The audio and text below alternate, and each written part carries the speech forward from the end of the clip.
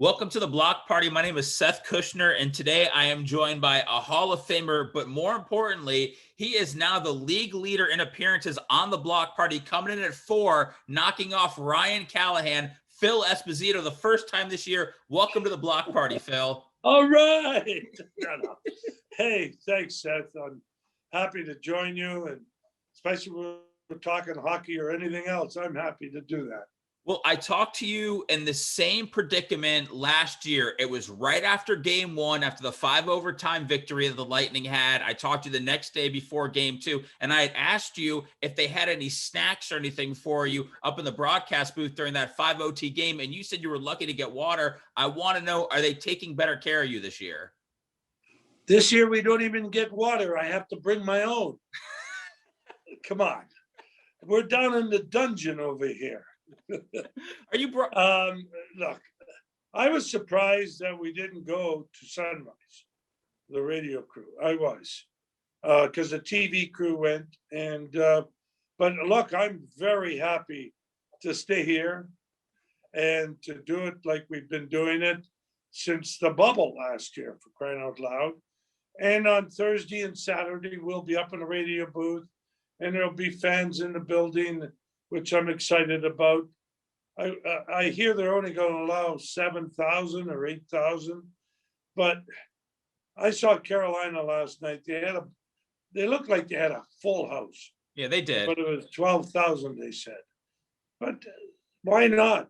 Vegas looked like they had a full house, and they made a lot of noise. And I can't wait for our games. Even with 7,000, they'll give them a lot of noise. Phil, what have you learned just from having to, call games on TV now over the past, during the playoffs, and now ever since we came back from COVID? How have you adjusted to that? Are you okay with it now? Let me put it this way. When I first started down here, I wanted to put together this little booklet on how to watch the game on TV. And we were going to do it. And one thing led to another, and I got tied up doing other crap, and I just never did it. But there is a method for me. If the cameraman is good, it's perfect, There's nothing like watching it live, though. I don't care. There's nothing like doing that. But you adjust to it. I think it must be more difficult for Dave Mishkin than it is for me. We're on radio. I'm watching the television like you guys are watching the game. And, I'm saying what I believe and what I see and what have you. And with the people, like I've been told, a lot of people now are not listening to the sound on television. They're listening to Dave and I on the radio. That makes me very happy.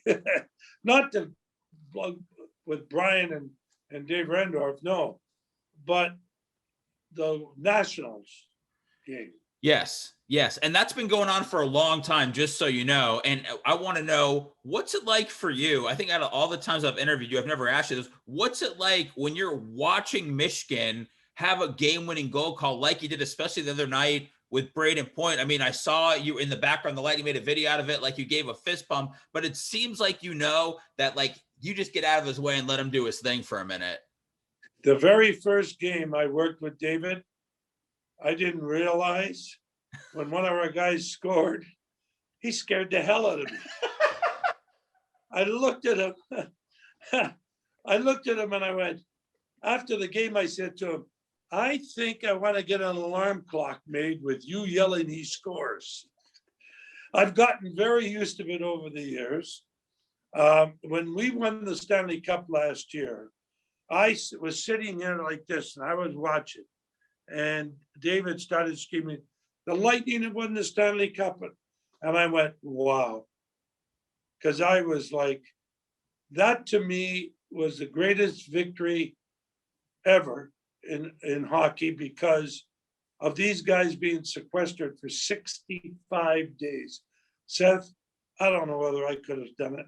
I'm telling you, sitting in a hotel room, not even being able to go out or to have a restaurant or have a drink. I mean, it would drive me crazy. And not being around my family, these guys deserve so much credit. I'm so proud of them for that it's amazing, because after playing for almost 19 years in the league, I never had to face anything like that. And I'm really happy I didn't.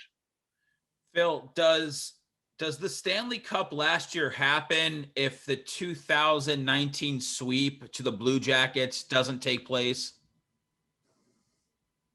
Well, that's a pretty tough question to answer. I was praying that we played them in the first round, to tell you the truth, because I wanted to revenge. I said revenge. Gotta have revenge. And it probably had a little bit to do with it, because I'm one of these guys that think the first round is the toughest. And the way the league is now, everybody's so equal. You know, I think it had something to do with it. Yeah, I do. Okay, good.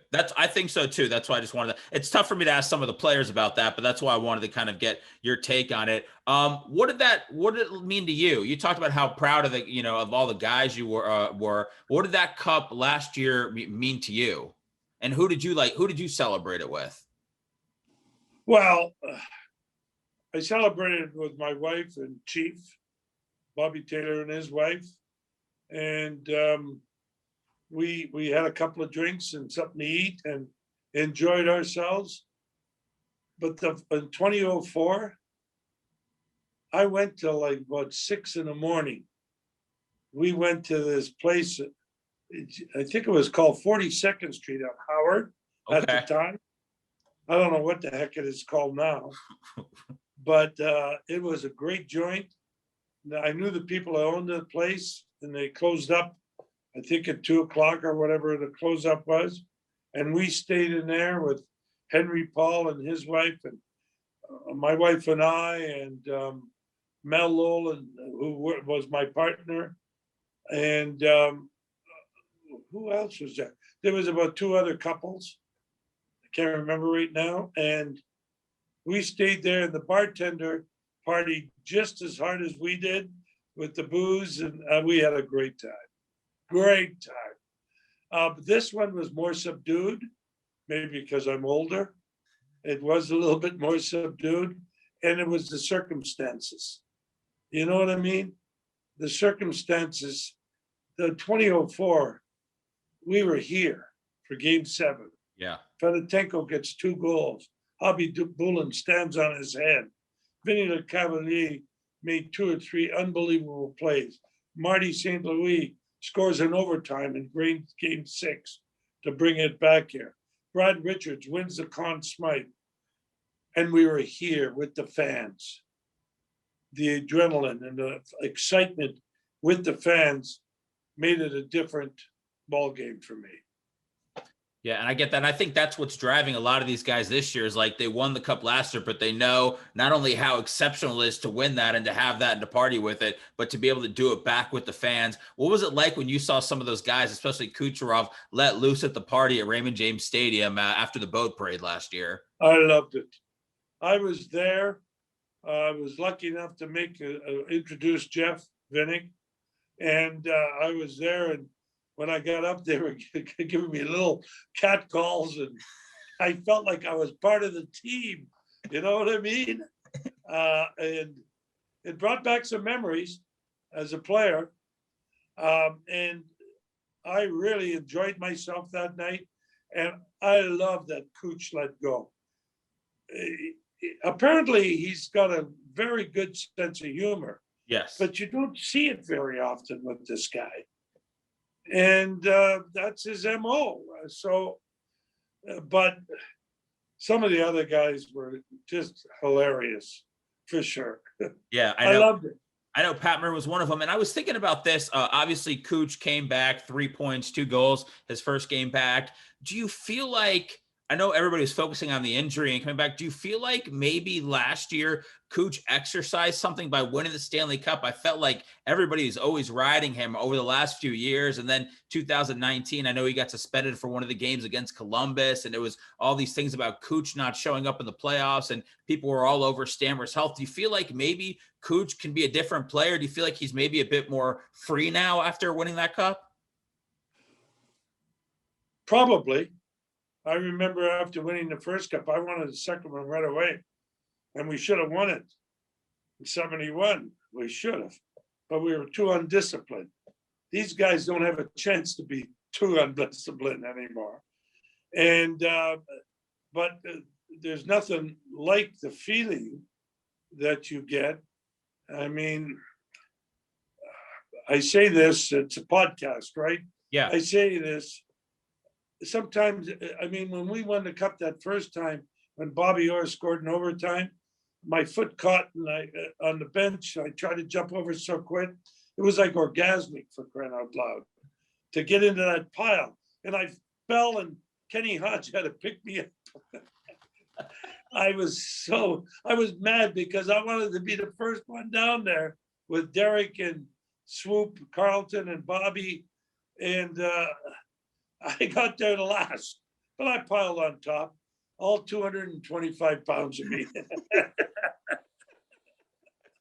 Man, I would love to recreate that pile one day. I've never been on a pile like that, Espo. So, I mean, it's a wonder sometimes guys don't get cut with the skates, you know, with the celebrations sometimes. But, you know, in our day too, we didn't have helmets.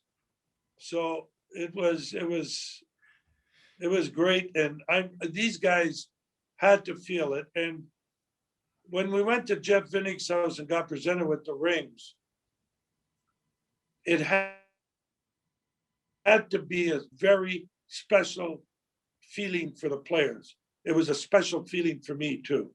I remember talking to Steve Griggs, and he said the same thing. And Billy Wickett, who came back from Nashville for it. It was a special feeling.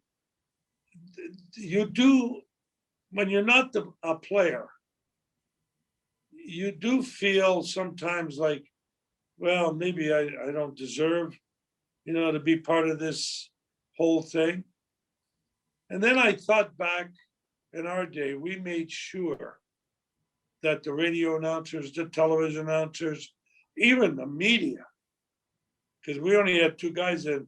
Leo Monahan, who wrote for the Record in Boston, the Boston Herald, and Fitzpatrick, Fitzsimmons, I think his name was.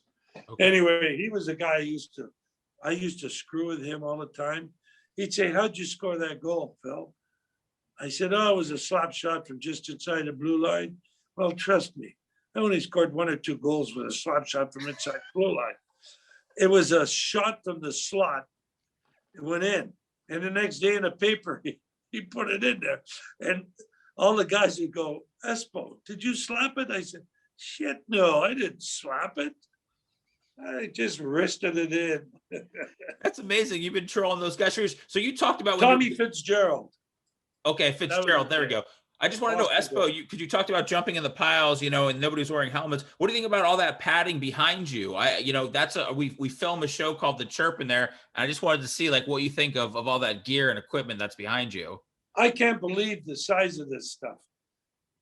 Not only the size of it, this is Vasilevsky's belly pad, right? Yeah, yeah.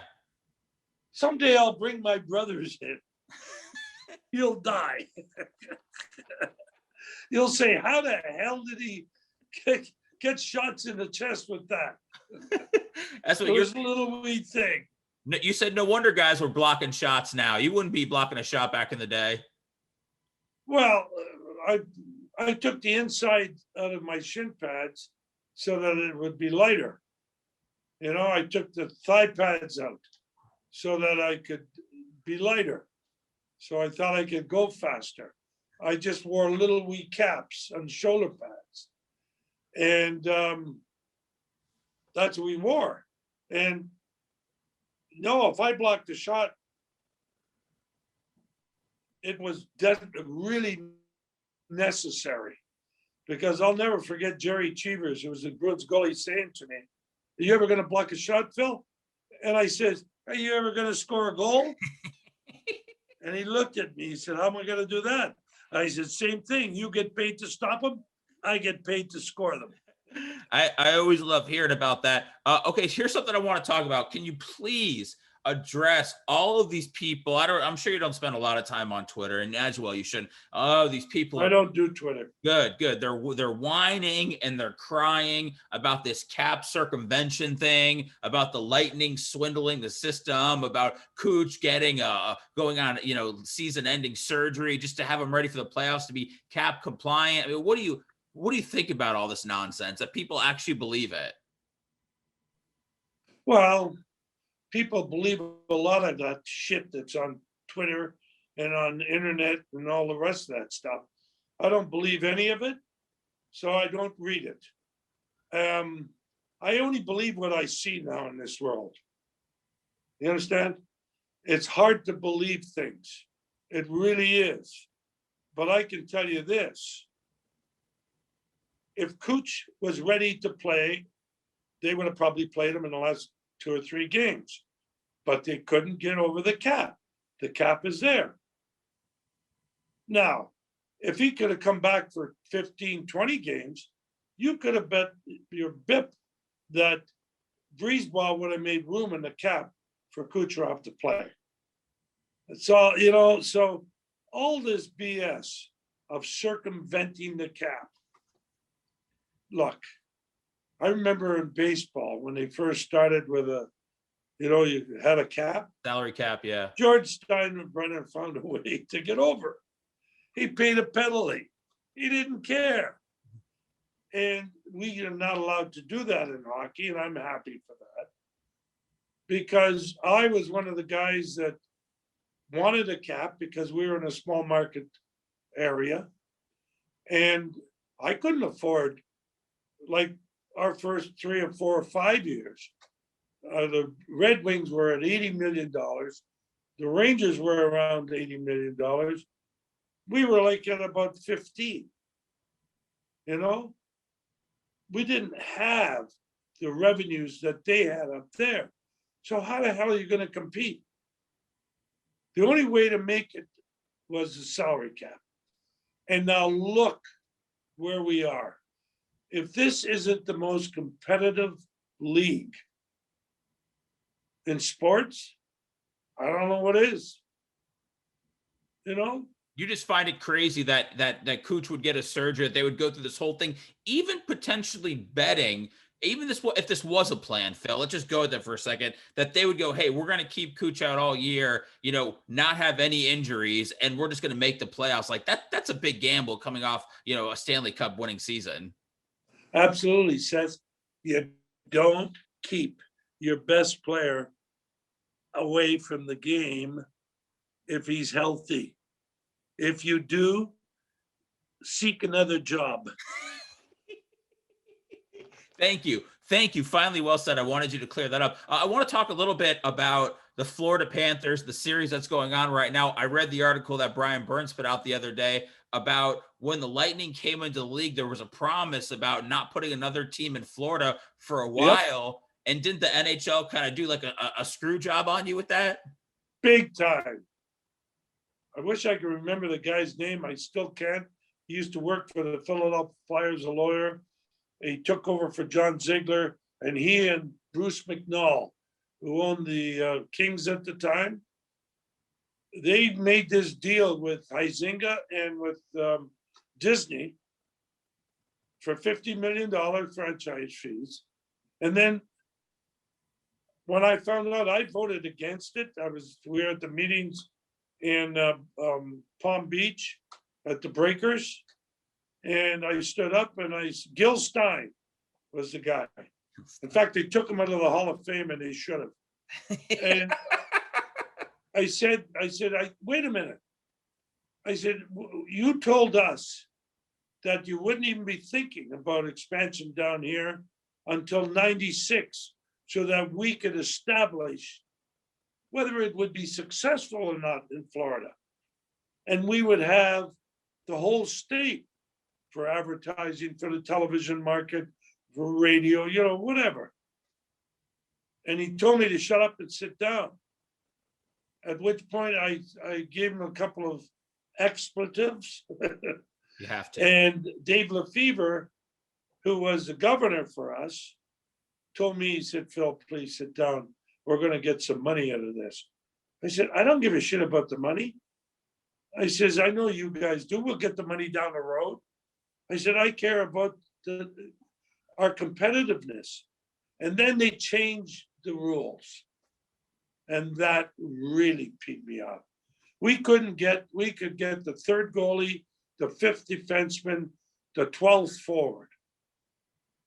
These people could get the third defenseman. Big difference from the fifth in those days. And they could get, I think, after 7 forwards. They could pick out a time after that. And I was so peed off because we paid the same amount as they paid. But sometimes you can't fight City Hall. Aren't we learning that in this world? Did you think that when that was happening and shortly after, when things were getting established, that they might cause the Lightning to not be a success? No. Okay. No, I didn't. I had faith in the people here. I had faith in the fans.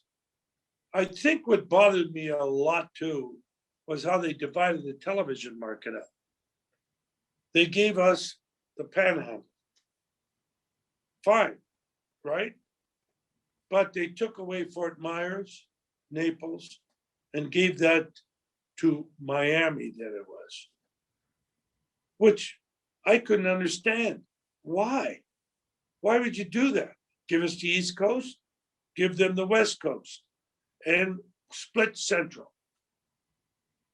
Simple. Yeah, we got the Panhandle, we got the whole East Coast. And they get the whole West Coast, or East Coast, we got the West Coast. But that didn't happen. And I was more bothered by that because it did cut our revenue. It cut our revenue for television and sponsors, advertisers, what have you. And I remember when I went down to my place in Boca Grande, I couldn't get the games. Really pissed me off. And so those were a lot of things that happened. And that's why Gil Stein is no longer around. I mean, he was only the president of the league for probably 6-8 months. And he ushered in this expansion with Bruce McDowell. Then Bruce McDowell went to jail. And Gil Stein got elected into the Hall of Fame, and then they pulled him out. Good. I voted for him to get the hell out. I as well, and I'm so glad that you did. Hopefully, you should have been able to vote twice to get him out of there. I want to talk to you about playoff hockey. We were talking about the salary cap and something you brought up on the podcast before, and I learned this about players not getting paid during the playoffs at all, and it's all about pride. Is there an example you can give about playoff hockey and why it seems like it's so different from the playoffs in any other sport, and that people who don't even watch hockey can watch a playoff game and go, man, hockey is one hell of a sport? It's not that much different, to tell you the truth. The media makes it different. Of course, if you lose you lose 4 games out of 7, you're out. So that makes it a little bit different.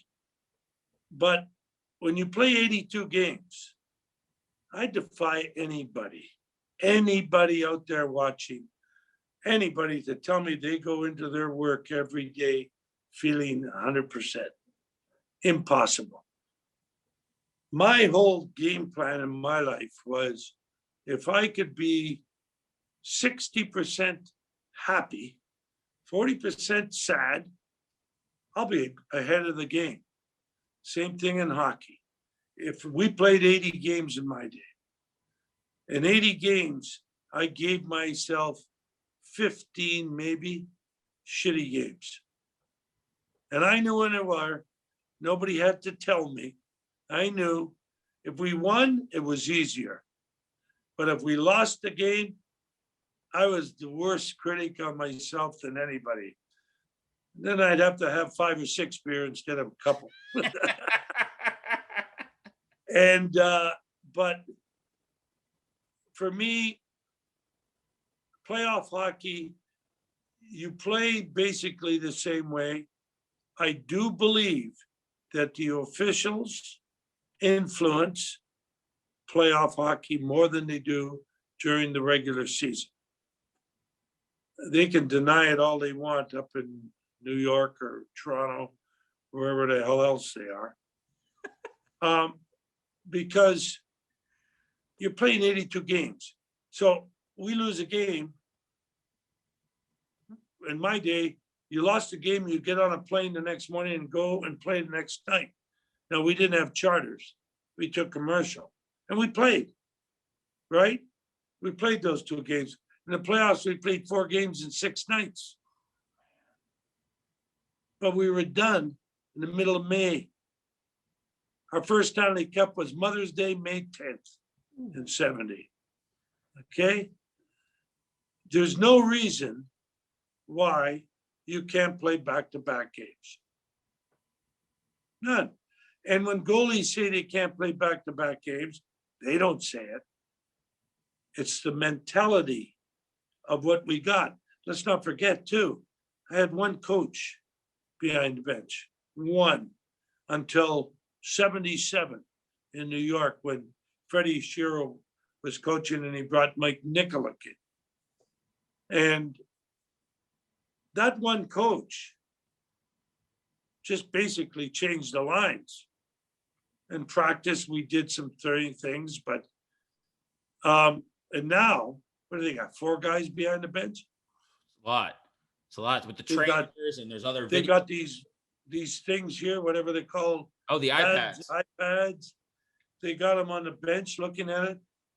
I couldn't have done that, and I'll tell you why. My concentration was so much on the game. And I remember looking down like this, because I had to tie up my skate, and the puck hit me right here. Kenny Hodge moved and I got nailed. Why? Because I wasn't watching the damn game, and I should have been. Now, these guys like this, they're lucky they don't get a puck in the eye. That's I for mean, sure. I understand, and people are going to say, times have changed, and you're so right. Have they changed for the better? I had my years in the 70s, 60s and 70s, some in the 80s. Didn't get any better than that, baby.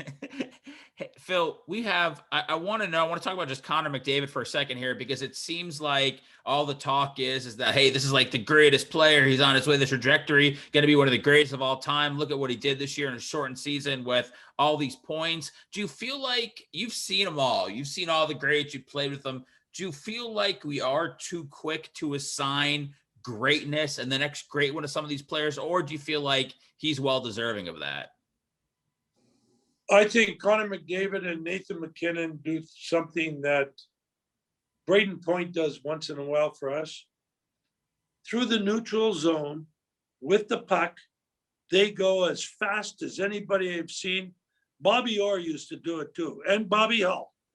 I gotta admit, Bobby Hull.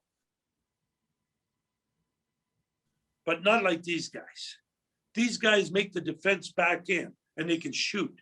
These sticks now make you shoot at probably 10, 12, 15 miles an hour. It's like golf clubs. I'm hitting the ball almost as far as I did when I was 60. Almost. Certainly when I was 70, I'm hitting as far, okay? And that's the equipment. Now, you can't stop technology. I mean, you're not going to stop it. I'd like to see it slow down. I would, but you're not going to be able to. And these guys, I think I would put Connor McDavid in that category, barring injury. Because like Bobby Orr, really when he played, 7 full seasons. I mean, he was there for 10, but he won 8 Norrises. I mean, what would he have done had he not got his knees messed up? Connor McDavid right now is really good. Really good. When he goes through that neutral zone, defensemen have to back in. You watched the game last night with Colorado and St. Louis. Yes, yeah. Nathan McKinnon made that defense back in. They make them back in. Our guys are backing in way too quickly when guys are coming down, like not with speed, but not Connor McDavid's speed, not Nathan McKinnon's speed. And maybe you got to stand up just a little bit more. If they beat you, that's the way it is. But don't go back in and let them, by the top of the faceoff circle to the hash marks, have a great opportunity to shoot. I wish we would do that, though. Shoot from that area. Phil, I'm so tired of talking about it and yelling about it, but I'm not going to stop until they do it. Hey, well, you know what? At least they're finally going to be back in the arena soon where, they have been. So we can, you can yell shoot and they can actually hear you. Phil, I just want to know, I talked to you during the pandemic last year. Do you still have that putting green at your house? How are you doing with it? And how often are you out there? I'm not out there very often because I don't know what happened, but I'm so busy. It's like ridiculous. And I've got to calm down here. And I play my golf every 2 days a week, and I have lunch with my brother 1 day a week, and Henry Paul, and and I've got other things I've got to do. My grandkids are living in the house we own next door to us. My 21 or 22-year-old is going to Hanover, Germany to play hockey in the German league. That's great. The 18-year-old, he's graduating on June 2nd, I think it is, from Bogosiega High School. And I'm trying to get him to join the Coast Guard because he loves boats. And I said, go there, learn all about them. When you get out, you'll be 22, 23. That'll help you if I'm still around. And if I'm not, you're going to have some money to get a boat yourself. What more do you need to hear? Like, that would give me the vote of confidence. You know what he said to me, Seth? He says, yeah, but they're going to cut my hair and they're going to make me train too hard. I looked at him. I wanted to slap him right in the face. Oh my God. You didn't tell him they used to play without helmets, like train too hard. Come on. Oh, he knows. He knows. He knows that we did that. We didn't train like these guys do, but like I worked in the summertime until I was 30 years old because I was married, have 2 kids, had to do what you have to do. But I drove those Euclids and bulldozers and track excavators with the best of them. Phil, listen, man, I greatly appreciate this. I enjoy checking in with you, especially before you're going to call the game tonight at 8:00. Thanks for checking in. And that is actually a studio that I do a show in each week. And by studio, I mean, that's an actual closet. That's a storage closet that they set up for broadcasting. It is. It is. I just saw a mouse. He's hunchback. Espo, listen, have a great call tonight, man. I love our conversations. I love checking in with you. It's one of my favorite things, man. And have a great night. My pleasure, Seth. You take care.